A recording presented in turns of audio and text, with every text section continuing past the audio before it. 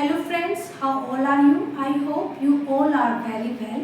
So in the last class, finally we completed present tense and its four parts in detail.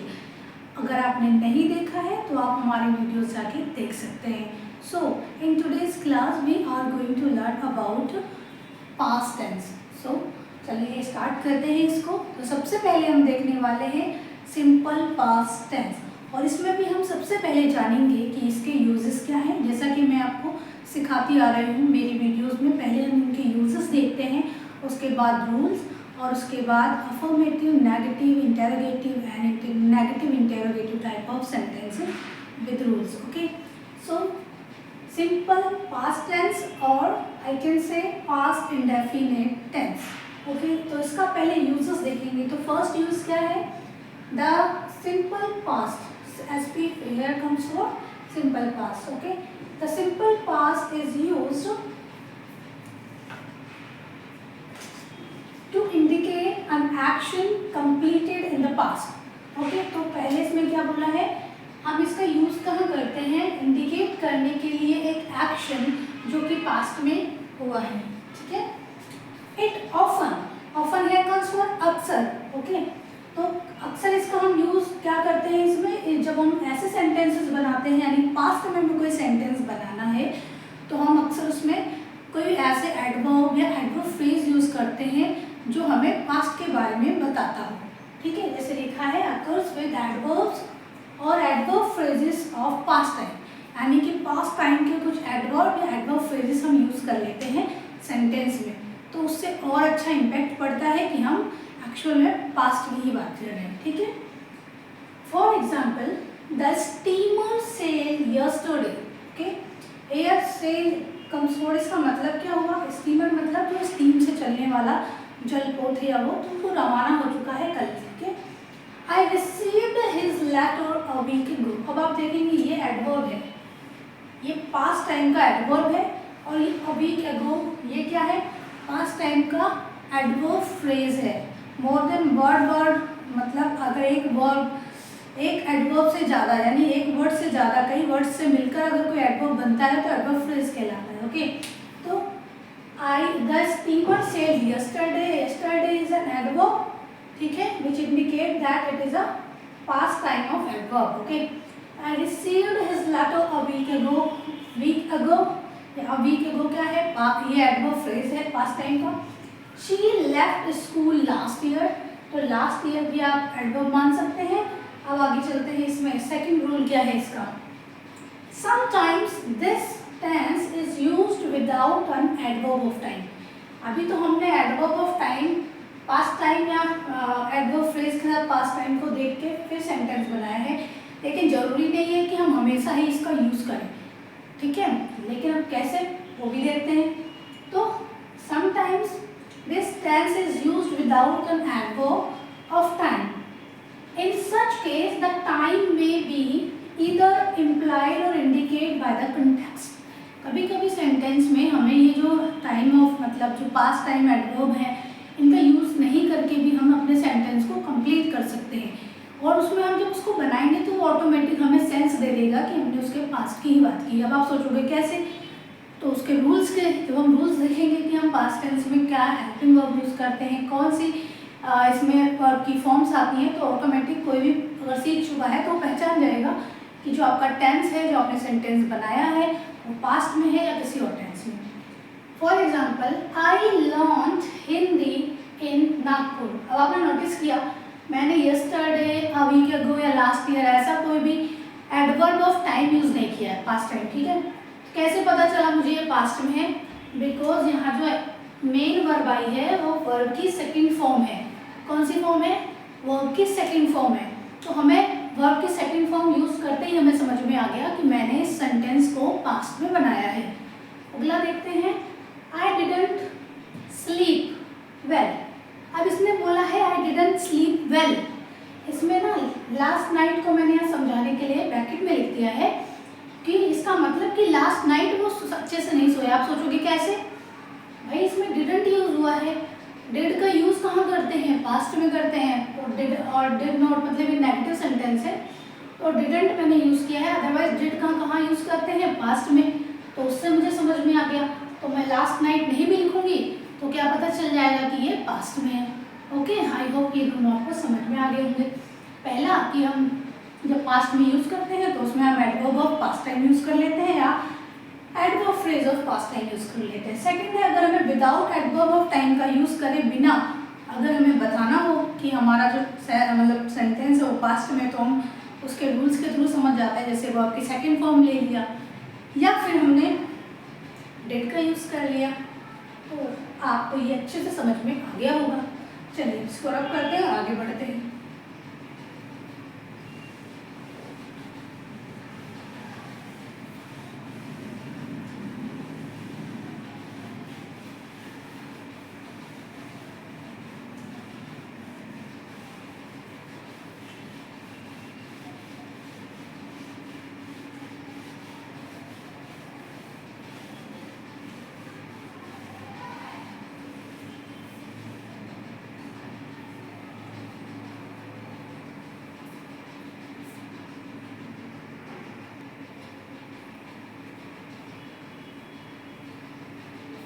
So the third rule is, मतलब third statement क्या बता रहा है uses में, the simple past is also use for past habit. ठीक है, ये तीसरा रूल है और इसका मतलब यूजेस में ये बस जानने के लिए आखिरी है। ठीक है, कि जो पास्ट हैबिट है उसको दिखाना है तो भी आप क्या यूज़ करेंगे, सिंपल पास्ट का। फॉर एग्जाम्पल जैसे हमने दिखाया था ना, हैबिट दिखानी है तो हम सिंपल प्रेजेंट यूज़ करते हैं, लेकिन यहाँ पे पास्ट हैबिट दिखानी है आपको तो आप क्या करेंगे, सिंपल पास्ट का यूज़ करेंगे। For example he studies many hours every day. इसका स्टडी से हमें समझ में आ गया वर्ब की कौन सी फॉर्म है, सेकेंड फॉर्म है, और एवरी डे देख के कन्फ्यूज नहीं होना है। ठीक है, मतलब पास्ट हैबिट बता रहा है। She always carried an umbrella, तो यहाँ पे भी ये तो एडवर्ब हो गया और ये हो गया वर्ब की थर्ड फॉर्म और सेकेंड फॉर्म, तो इसका भी ये भी पास्ट हैबिट को बता रहा है।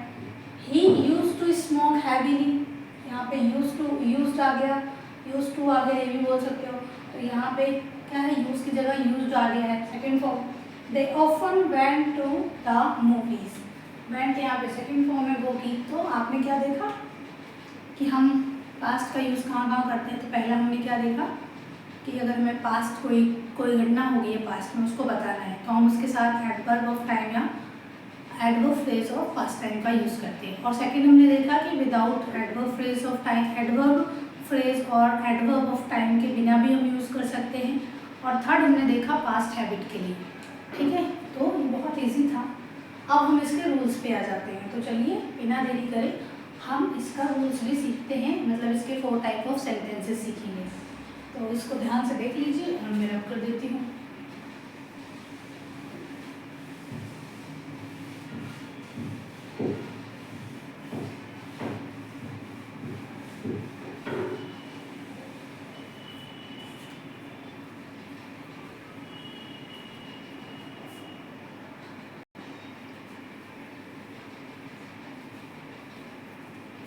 सो अफर्मेटिव का हम पहले रूल देखेंगे तो बहुत ही सिंपल सा रूल है, सब्जेक्ट उसके बाद वर्ब की second form and then object. तो इसका बहुत ही इजी है, बस आपको वर्ब्स के सारे फॉर्म्स याद होने चाहिए।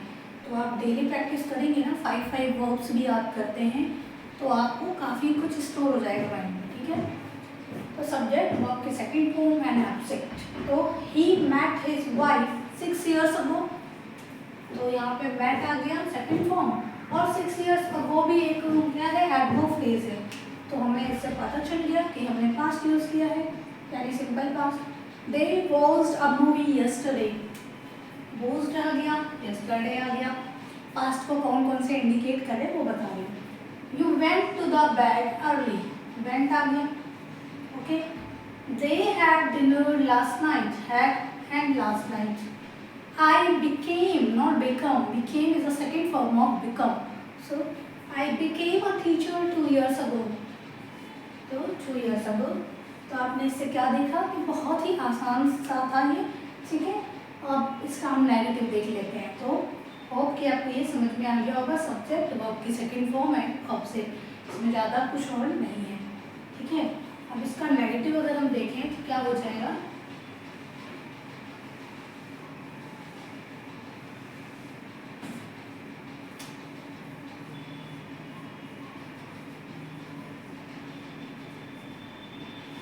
इसमें क्या हो जाएगा, सब्जेक्ट प्लस, अब हमें इसमें हेल्पिंग वर्ब यूज़ करना। अभी तक हमने इसमें हेल्पिंग वर्ब नहीं यूज़ किया था सिंपल पास्ट के अफर्मेटिव में। इसमें हेल्पिंग वर्ब आती है डिड, और डिड के साथ क्या आ जाएगा, नॉट। अब ध्यान रखना है कि अगर डिड लग गया है यानी हेल्पिंग वर्ब यूज़ कर लिया है और नॉट आ गया है तो वर्ब की फर्स्ट फॉर्म आ जाएगी। क्या आ जाएगी, वर्ब की first form and then object. तो आप इसलिए काम करते हैं डिड नॉट को साथ में लिख देते हैं क्योंकि हमें पता है नेगेटिव है, तो इसमें तो ऑप्शन ही नहीं है, डिड ही यूज़ करना है। कोई चाहे वो कोई सा भी सब्जेक्ट हो, प्लूरल हो या सिंगुलर हो, हमें डिड ही यूज़ करना है। तो डिड के साथ नॉट लिख देते हैं, ज़्यादा समझ में आ जाएगा। बस आपको ध्यान क्या रखना है कि जैसे ही आपका सेंटेंस नेगेटिव हो जाएगा, वर्ब आपकी क्या हो जाएगी, आपकी प्रेजेंट में चली जाएगी, या फिर आप बोल सकते हो फर्स्ट फॉर्म आ जाएगी वर्ब की। ठीक है, पास्ट पार्टिसिपल हम यूज़ नहीं करेंगे, प्रेजेंट पार्टिसिपल यूज़ करेंगे। ठीक है, तो अब इसका हम कुछ एग्जांपल देख लेते हैं। तो इसको रब कर देती हूँ।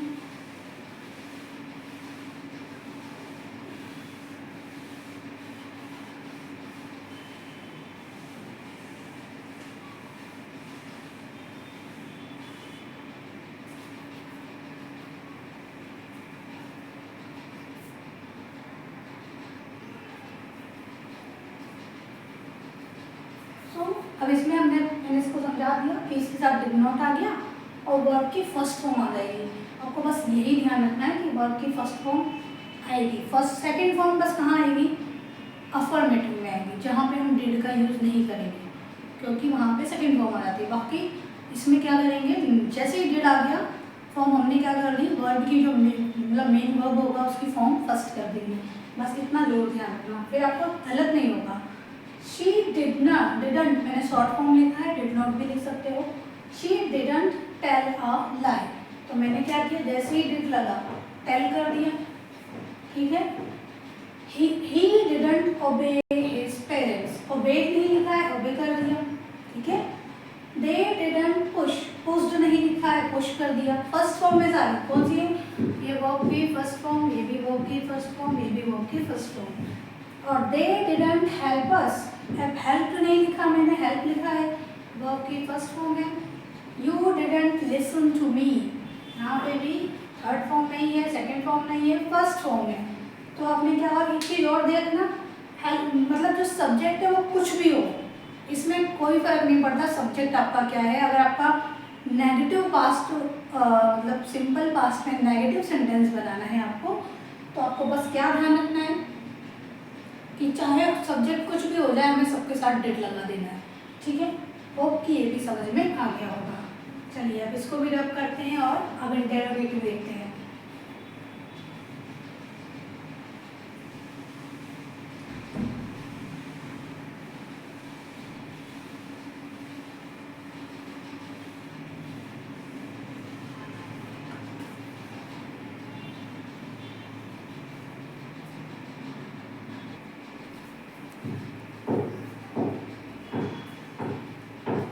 इंटरोगेटिव में क्या है, अगेन सेम रूल है, WH family, then helping verb, तो यहाँ हेल्पिंग वर्ब डिड है, तो डिड देन सब्जेक्ट। और मैंने बोला था डिड आते ही आपको वर्ब की फर्स्ट फॉर्म लेनी है या बेस फॉर्म लेनी है, तो फर्स्ट फॉर्म एंड ऑब्जेक्ट और question mark because it is a interrogative. So why did he insult you, again मैं आपको समझा देती हूँ। WH फैमिली मैंने यहाँ पे ब्रैकेट्स में इसलिए लिए हैं क्योंकि जरूरी नहीं है कि हमारे सारे क्वेश्चन WH फैमिली से ही शुरू हों। जिन क्वेश्चन को हमें येस और नो में जवाब दे सकते हैं, येस और नो के साथ आंसर कर सकते हैं, उन्हें हम डायरेक्ट हेल्पिंग वर्ब से शुरू करते हैं। जिन क्वेश्चन का आंसर हमें डिटेल में बताना पड़ता है, येस और नो में नहीं दे सकते हम, उनको हमें WH फैमिली का यूज़ करके बनाना होता है। For example, why did he insult you, you can't say yes and no, okay, you have to mention the explanation कि आपको क्यों इंसल्ट किया गया। Whom did you consult, तो आप इसमें बता सकते हो ना कि आपने किससे कंसल्ट किया, येस और नो नहीं बोल सकते इसमें। ऐसे where did you find this book, तुम्हें बुक कहाँ मिली, तो आपको बताना पड़ेगा नो कि येस और नो। बट क्लास 2 में देखिए, did he take oats for breakfast, अगर आप जानते हैं तो आप बोलेंगे yes he did, no he didn't। Did she go daily for a morning walk, again yes और नो में आप अपना आंसर दे सकते पता होना चाहिए। जहाँ पे भी येस और नो के थ्रू आप आंसर कर सकते हैं, वहाँ पे हेल्पिंग वर्ब से ही क्वेश्चन शुरू होगा, यानी इंटरोगेटिव सेंटेंस बनाएंगे आप। जहाँ पर भी आपको एक्सप्लेन करना पड़े या आंसर बताना पड़े विदाउट येस और नो, तो आपको डब्ल्यूएच फैमिली के साथ यूज़ करना पड़ेगा। तो चलिए इसे भी अब देख लिया है हमने। आई होप कि आपको इंटरोगेटिव भी समझ में आ गया होगा। अब हम सीखेंगे negative interrogative type of sentence, और ये आज का लास्ट होगा टॉपिक। चलिए इसको भी देख लेते हैं।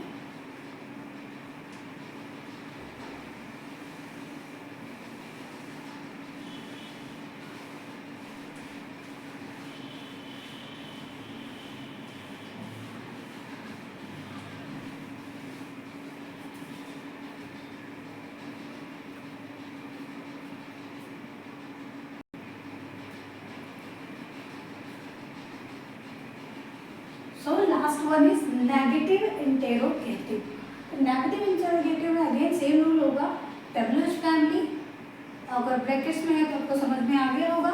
एक्सप्लेन में आंसर देना है तो डब्ल्यूएच फैमिली से क्वेश्चन पूछना है, जैसे नो में देना है तो हेल्पिंग वर्ब से इसको करना है। तो WH family plus did plus subject and subject के बाद नॉट, बट व्हाट। अगर आपको डिड और नॉट को शॉर्ट फॉर्म में लिखना है तो वो सब्जेक्ट से पहले ही नॉट को उठा लेगा, चलेगा।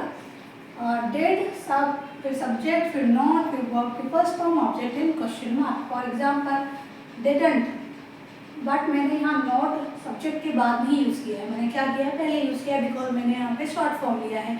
इसको मैं ऐसे भी लिख सकती हूँ, didn't he take oats for breakfast, और did he not take oats for breakfast. Okay, why did you not eat fruits in the evening? और मैं ऐसे भी लिख सकती हूँ, why didn't you eat fruits in the evening? Again, didn't she sing song और did she not sing song? आपको short form में लिखना चलेगा, और आपको इसको अलग करके लिखना है, लाइक कैसे, did she not and after that sing song। तो आपको ध्यान रखना है, क्या क्या ध्यान रखना है, वर्ब की first form first of all, अगर डिड आ जाता है तो।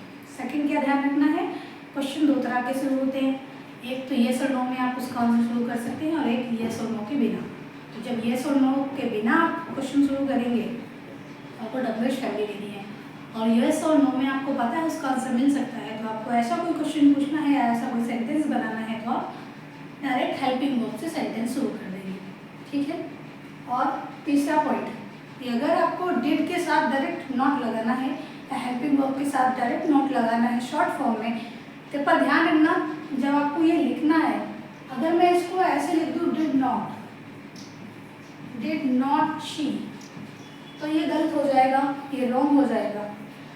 या तो आप शॉर्ट फॉर्म लिखिए then it is correct, otherwise आप इसको सब्जेक्ट के बाद ही नोट लिखिए। अगर आपको लगता है मुझे शॉर्ट फॉर्म यूज़ नहीं करना है तो सब्जेक्ट के बाद, और अगर आपको शॉर्ट फॉर्म यूज़ करना है तो सब्जेक्ट से पहले। बट अगर आपको डिड के साथ नॉट अलग से लिख दिया तो वो गलत हो जाएगा, ठीक है, गलत हो जाएगा, तो आप ये बात ध्यान रखिएगा। तो आज की वीडियो में बस इतना ही। आई होप कि आपको अच्छे से समझ में आ जाएगा, और कोई भी आपका डाउट है तो कमेंट बॉक्स में जरूर लिखें। चलिए, थैंक यू।